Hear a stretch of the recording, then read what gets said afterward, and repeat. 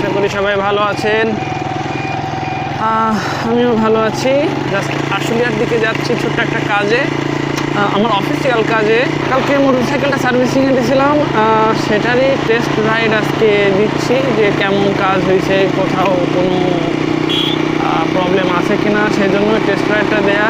আর next উইকে সম্ভবত ঢাকার বাইরে যাচ্ছি, বড় ধরনের একটা ট্যুর হবে, সেইটার প্রস্তুতির জন্যই বাইকটাকে মূলত রেডি করা। আসলে চাই না যে কখনো মানে রাস্তার মধ্যে যে বাইকে অন্তত কোনো প্রবলেম করুক। বাইকে প্রবলেমটা মেনে নেওয়া খুবই কষ্ট, চাচ্ছি না যে কোনো ধরনের কোনো প্রবলেম হোক, সেই জন্যই বাইকটা সার্ভিসিংয়ে দিয়েছিলাম এবং সেটারই আজকে টেস্ট রাইড চলতেছে।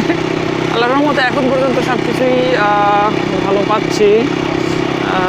ব্রেকিং সুন্দর আছে, যেটা ব্রেকটা কাজ করতেছিল না, পিছনের ব্রেকটা খুব একটা মনের মতো কাজ করতে পারছিল না, সেটা ঠিক করলাম। আর ইঞ্জিনে একটু ছোটোখাটো কাজ ছিল, 1000 কিলো প্রায় হয়ে গেছিলো, ইঞ্জিন অয়েলটাও চেঞ্জ করলাম সেজন্য।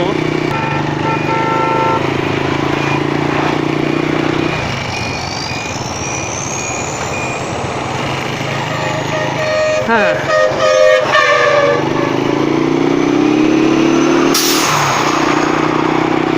যেটা বলতেছিলাম, আসলে বাইকটাকে পোষমানা পাখির মতো বানাইতে চাইছিলাম, মোটামুটি অনেকাংশেই সফল হয়েছি।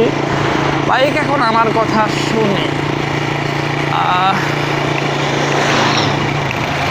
এই মুহূর্তে আছি মিরপুর টু আশুলিয়া রোডের মোটামুটি মাঝ পর্যায়ে। ইস্টার্ন হাউজিং পার হওয়ার পরপরই এই রাস্তাটা, যদিও রাস্তার কন্ডিশন খুব বেশি একটা ভালো না, কারণ আশপাশে প্রচুর কনস্ট্রাকশন চলছে, প্লাস এখান থেকে বালি ট্রাকে করে অন্য জায়গায় পাঠানো হয়, বালি বিক্রি হয়। এই যে বালি, এইখানে বালি স্তূপগুলা এখান থেকে ট্রাকে করে বালি বিভিন্ন স্থানে পাঠায়। আর এই কারণেই এইখানে রাস্তার মাঝ পর্যন্ত এই যে এই অবস্থা, রাস্তার মাঝ পর্যন্ত বালি। আবার কিছু কিছু সময় থাকে যে রাস্তার মোটামুটি অর্ধেক সাইড, অর্থাৎ এই যে অনেকটাই রাস্তার মাঝে গাড়িগুলা পার করে রেখে দিছে। এগুলো মানে আহামরি মানে খুব কষ্টের কিছু না, আসলেই সবসময় চোখে পড়ে, কারণ সবসময় এগুলো এরকমভাবেই থাকে।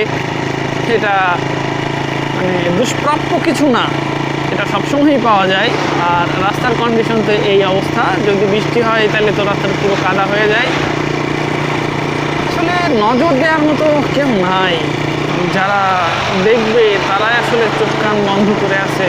আমরা সাধারণ মানুষ দেখে কী বা করতে পারি, কিছু করার নাই, শুধু বলতেই পারি, কিছু করতে তো আর পারি না। তারপরে যতটুকু দেখাই, যদি কখনো কোনো কর্তৃপক্ষ গিয়ার কর্তৃপক্ষ কখনো যদি আমলে নেয়, হয়তো ভালো ফলটা পাবো, সেই আশাই বলা। ভালো ফলটা পেলে অবশ্য আমাদেরই লাভ হবে, কারণ স্বাচ্ছন্দ্যে যাতায়াত করতে পারবো এই রাস্তাটা দিয়ে। এদিকে অজস্র ফাঁকা জমি পড়ে আছে বলতে কনস্ট্রাকশনের কাজ অলরেডি শুরু হয়ে গেছে। আশুলিয়া যাবার পথে এই পুরোটা রাস্তার মধ্যে আমার সব থেকে যেটা খারাপ লাগে সেটা হচ্ছে এই সামনে একটা শিক্ষা প্রতিষ্ঠান BUFT, এটার সামনে যে এরকম জরাজীর্ণ অবস্থা, জরাজীর্ণ না মানে খুব বাজে অবস্থা, খুবই বাজে অবস্থা রাস্তার।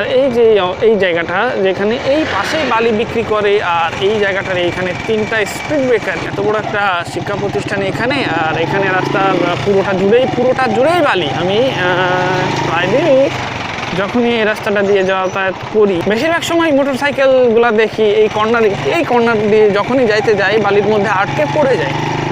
এটা হবে কেন? রাস্তার মধ্যে কেন বালি থাকবে? তাও একটা এত বড় একটা ক্যাম্পাসের পাশে বলতে এটা ক্যাম্পাসের ক্যাম্পাসের মেইন গেটের সামনে কেন এরকম থাকবে? এটা উচিত না। সবাই মিলে চুপ। এই তো ভুক্তভোগী আমরা। আসলে ব্যক্তিগত স্বার্থটা না দেখে যদি সবাই সবার স্বার্থটা দেখতো, তাহলে সবাই ভালো থাকতো, আমি যেটা মনে করি। ও হো হো হো হো হো হো।